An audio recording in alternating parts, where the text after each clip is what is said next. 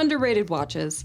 I think we can all agree that there's a lot of watches and watch brands that simply don't get the recognition they deserve. On one end of the spectrum, you have Seikos and micro brands that simply don't get talked about enough. On the other end, there's luxury brands that get pushed to the wayside. Some people might argue that Moser's super underrated. But here lies the problem. Seiko and Moser are on two very opposite ends of the field, and between them there's an awful lot of ground to cover. So for this video, I'm gonna keep things very basic, very mid, maybe some of them more upper mid-level, and give you my top picks for the most underrated watches. With all that said, let's jump into the video with my first pick.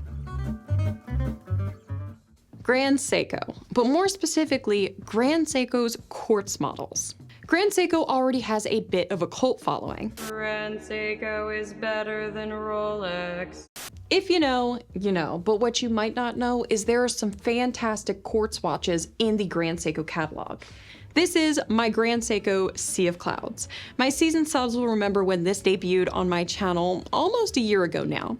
Grand Seiko is known for their intricate dials, their beautiful Zaratsu polishing, and their excellent finishing. The Sea of Clouds was a limited edition, and it was the first Grand Seiko I ever purchased.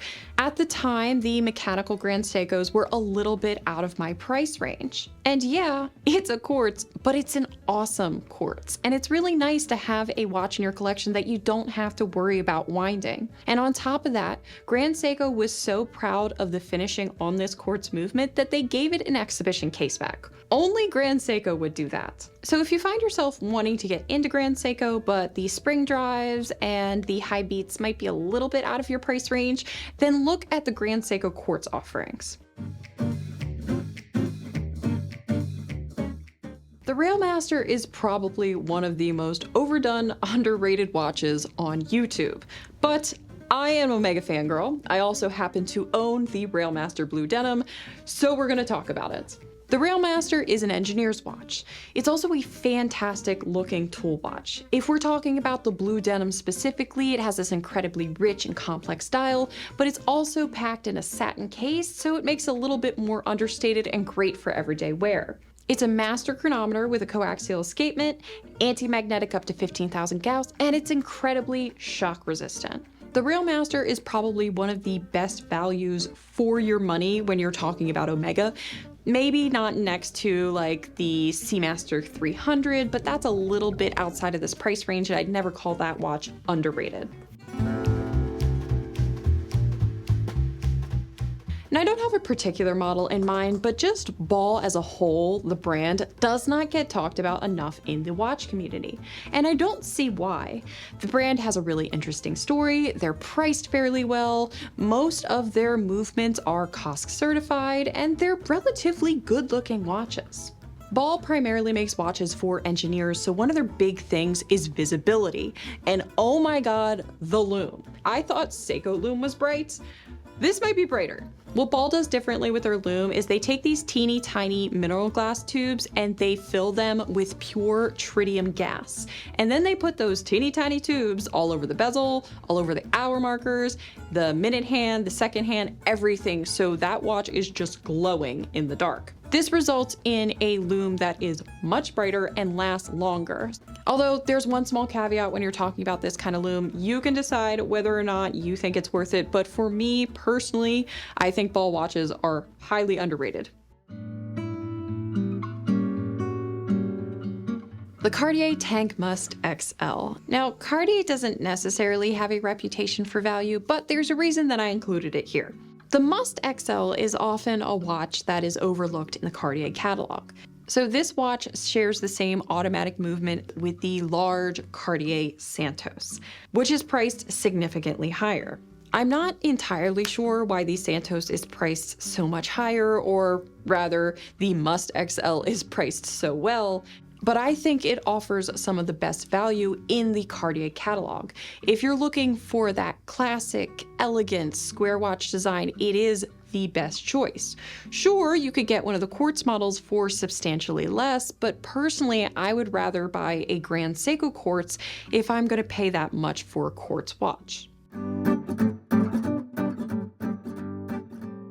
Yes, I know I jumped up a little bit in price here, but I really like Zenith and I thought this watch deserved a mention.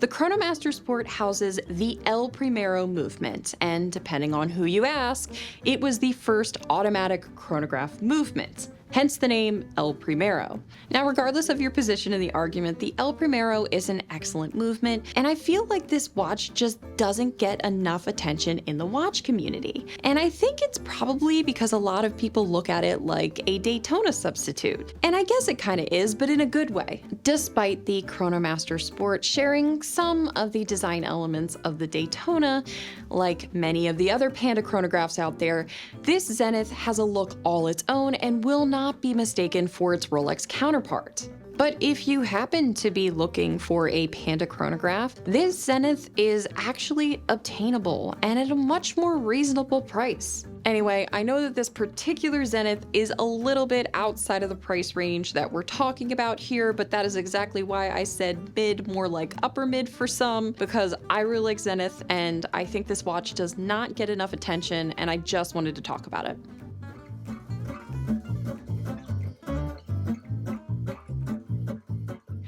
I know what you're thinking, ORIS is not underrated, but they kind of are still in the States. So when I purchased my ORIS Aquas Clean Ocean Edition like 4 years ago, every American watch enthusiast that I spoke to had never heard of ORIS. Now granted, they are gaining more popularity over time, but still here in the US, a lot of people have never heard of ORIS. They're mostly known for their unique designs and their out there colorways. Back when I purchased my Aquas from them, they were primarily using just Zelita-based movements in their watches. Now that's still true for a lot of their watches, but as they grow as a brand and establish themselves, they're dabbling more into in-house movements. Like they released the ORIS Aquas Bico, which has 18 karat gold, their caliber 400, which is their in-house movement, and this watch is a very eye-catching diver that's truly unique and you're not going to see it on everyone's wrist, and it's priced just under $5,000. Some of you might think that's a lot of money for an ORIS, and I understand, but you can get a lot of ORIS watches on the gray market as well at substantial discounts. So I definitely think ORIS is a brand worth exploring.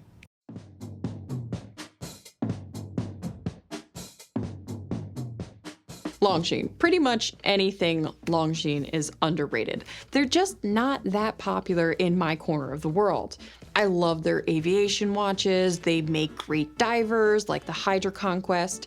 My personal favorite is the Spirit Zulu Time. I just really like the look of the watch, and it's a lot of watch for the money. This is a COSC certified GMT with a date complication and a 72-hour power reserve. You're getting all of that for just under $3,200. I think a lot of watch enthusiasts think that Longines is very underrated, so let me know what your favorite model is in the comments down below. And those are my picks for underrated watches. I did try to keep this video very generalized because like I mentioned earlier, there's a lot of ground to cover. But if you have a particular category or price point that you'd like covered, then let me know in the comments down below. And depending on how much feedback I get, I might make more of these videos. Anyway, thank you all so much for watching the video. If you are new here, consider subscribing so you know when I post new content. But in the meantime, I picked out some other similar videos over here to keep you busy until I post the next one.